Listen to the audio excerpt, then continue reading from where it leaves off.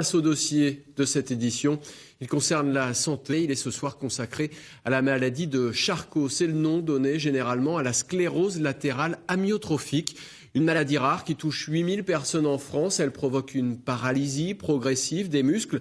Et c'est souvent très difficile à endurer pour les malades et leur entourage. La prise en charge est essentielle. Voyez le reportage de Marie-France Tarot et Anthony Borloo.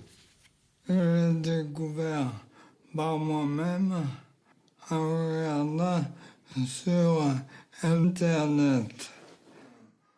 Une perte de poids inexpliquée, des forces qui s'amenuisent, les premiers symptômes chez Daniel Cheval de la sclérose latérale amyotrophique.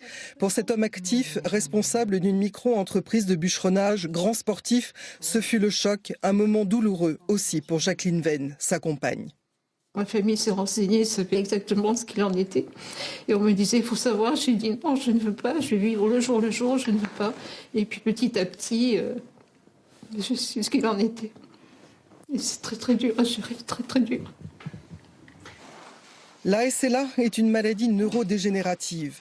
Les motoneurones, ces cellules nerveuses qui transmettent les ordres de mouvement envoyés par le cerveau vers les muscles, ne jouent plus leur rôle. L'atrophie des muscles se fait progressivement. Les activités simples comme la marche, le langage, le mouvement de la main, la déglutition deviennent de plus en plus difficiles. Les causes de la maladie ne sont pas connues. Seuls 10% des cas sont d'origine génétique. Il n'existe aucun traitement. Le suivi des malades vise essentiellement à l'amélioration de leur qualité de vie. Malheureusement, en l'absence de traitement curatif, notre rôle est majeur à ce niveau-là et on essaye d'améliorer au mieux la qualité de vie des patients, même si on sait que c'est un combat difficile pour eux et leurs aidants. Claquer la langue. Un peu plus de 300 patients sont répertoriés dans un registre limousin des malades de la SLA, le premier au niveau national. Un panel important pour l'étude de la sclérose latérale amyotrophique, en particulier de l'hypermétabolisme, une surconsommation d'énergie alors que les muscles du malade s'atrophient. Un problème mis en évidence il y a une dizaine d'années par l'équipe du professeur Couratier. Nous avons confirmé dans le cadre du registre limousin cette association entre une perte de poids importante et une évolution péjorative et plus rapide de la maladie.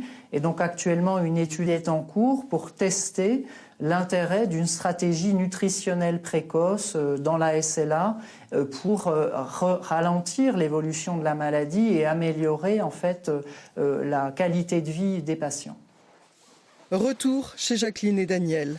Pour favoriser une bonne nutrition permettant de couvrir ses dépenses en énergie, pour éviter de perdre trop de poids, donc de muscles qui feraient évoluer rapidement et défavorablement sa maladie, Daniel Cheval a accepté une gastrostomie. Une petite sonde placée directement dans l'estomac permet à sa compagne de lui injecter les compléments nutritionnels nécessaires pour sa survie. Mais encore aujourd'hui, trop de malades sont réticents à cette opération.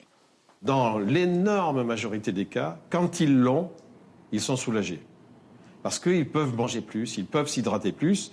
Et puis, au lieu de passer 1h30, voire plus, pour s'alimenter très difficilement, avec beaucoup d'angoisse, à ce moment-là, ils savent qu'ils auront le minimum nécessaire avec ce qu'on passe directement dans l'estomac. Et puis, ils prendront par la bouche ce qui pourra leur faire plaisir.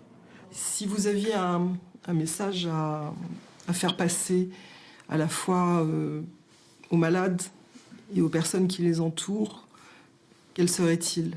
Je dirais de ne pas les laisser tomber déjà, d'être présent à la mesure, bien sûr, où l'on peut. Et maintenant que les gens vont savoir exactement ce que c'est que cette maladie, ils vont peut-être voir différemment les choses.